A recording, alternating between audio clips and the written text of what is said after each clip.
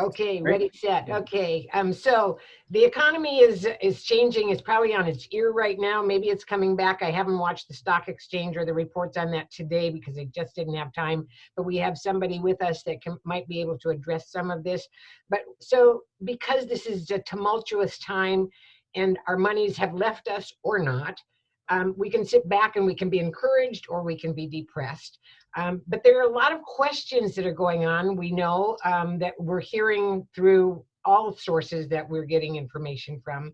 So today I would like to introduce you to somebody who I met back in time on an airplane ride.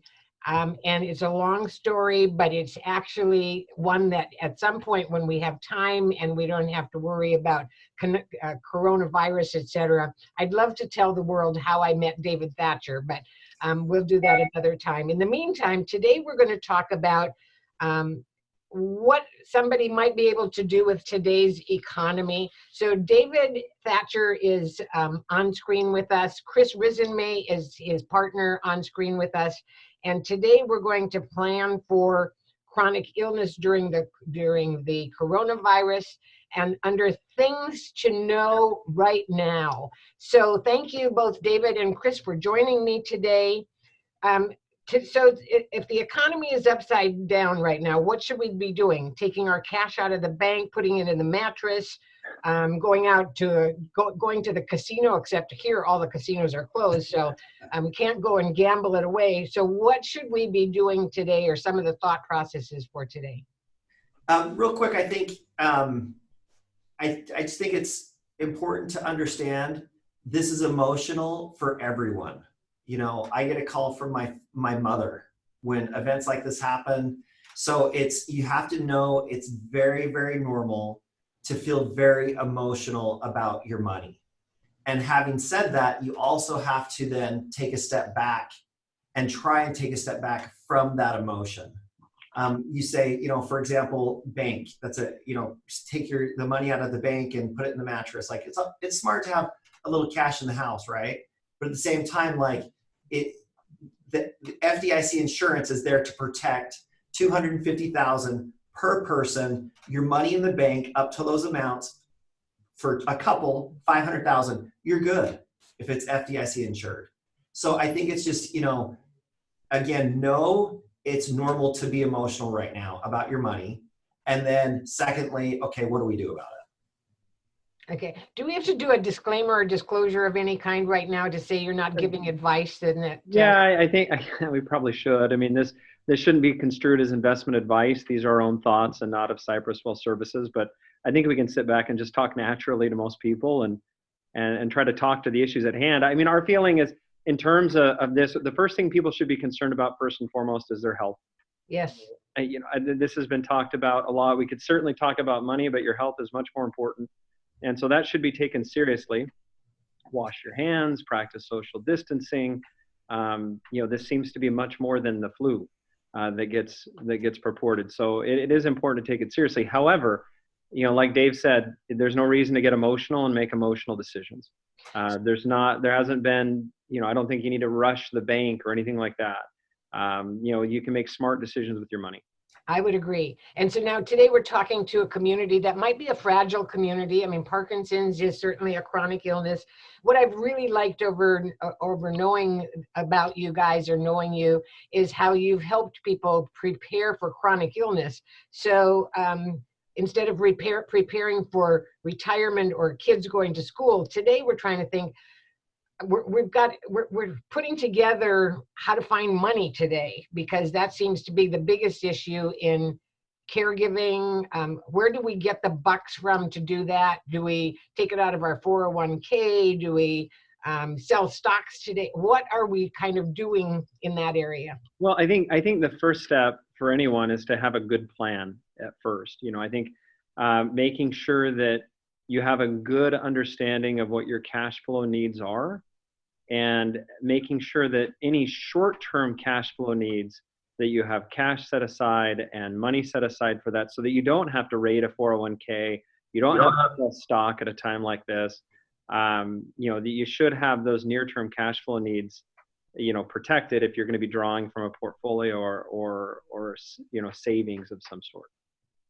Okay, so yeah, that plan is really, and if they didn't have a plan before, of course, they're now that's what the scramble is all about. Mm-hmm. So it's trying to probably take them today and quell some of those anxieties about the money issue, and how to pay for things that are going on right now. I agree with you wholeheartedly on the health issue first, though. Yeah, absolutely. And I think if you don't have a plan and need one, sometimes things like this remind people that they really do need to have a plan in place. Sometimes the advice that can be given at a time like this is don't do anything, and we're not sure that's always the best advice. We think it's important to look back and make sure that you've got a smart strategy around how you're meeting your immediate needs. And that's going to be tailored a little bit differently for each person. But there's no need to panic per se, but you should have a plan. I agree with that 100%. And we keep striving to bring that kind of information to our community and to our listeners and our readers.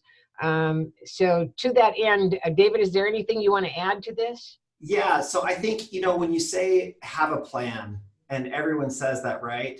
But to kind of just, what does that mean? So it's like every single person that is going to be listening to this is going to have different assets to be able to use for their needs, right? Whether all their values in a home, or they have stocks and bonds, or whether they have real estate or just cash. So there's all these different things that's very personal to them. And the thing is that a plan means that you look at all that you have and then you assign purpose to each one of those things. So for example, the cash, what's the purpose of that cash?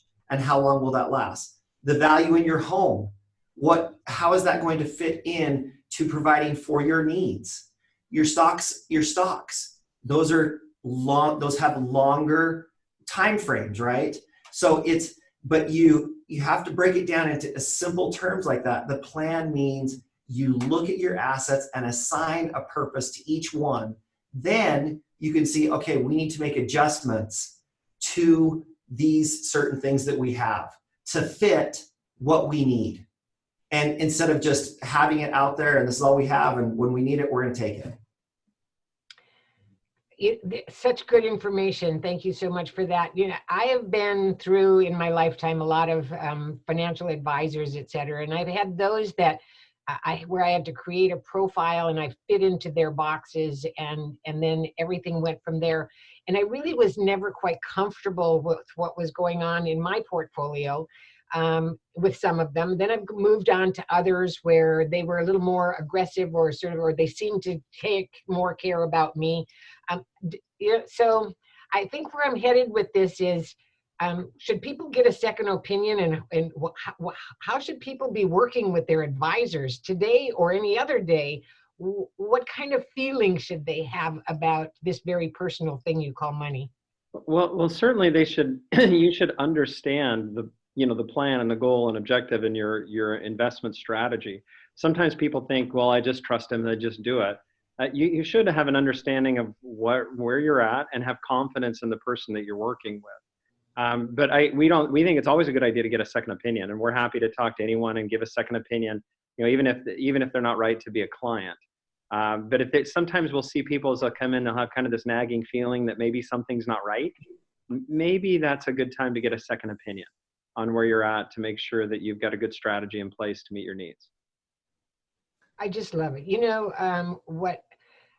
You've made offers to the organization and to me to help people if they're kind of drowning in their own situation. And I'm so grateful, because there are people who, when it comes to their finances, sometimes their eyes just spin around because it's just like more than they can comprehend or that they want to.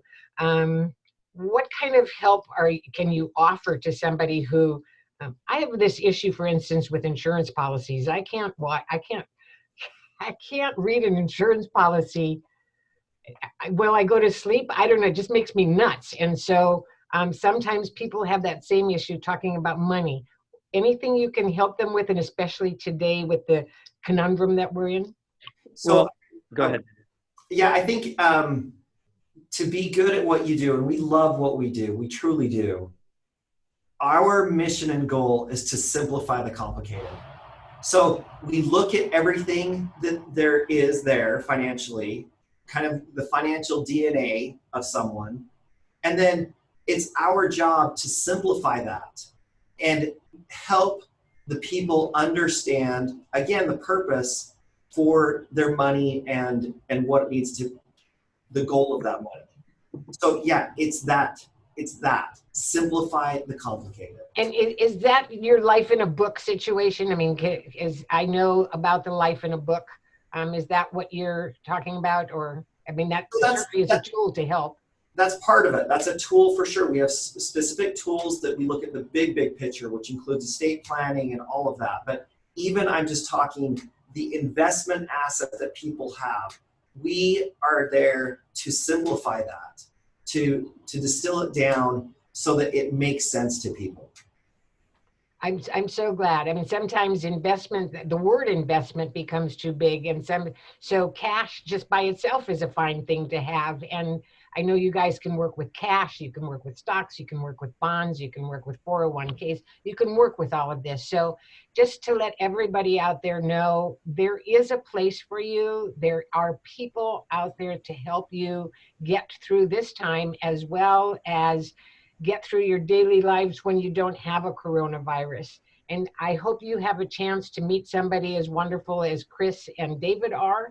You can find them, if you want to go directly to them, you can find them in the Wellness Village on our website, because these are other resources that we're bringing to you to help you get through this situation today, and to let you know that these are things that you should think about, or things you should know right now. So David and Chris, thank you so much for allaying some fears, helping us get through the rest, and for offering to be there for anybody who is listening and who may need your help or your support.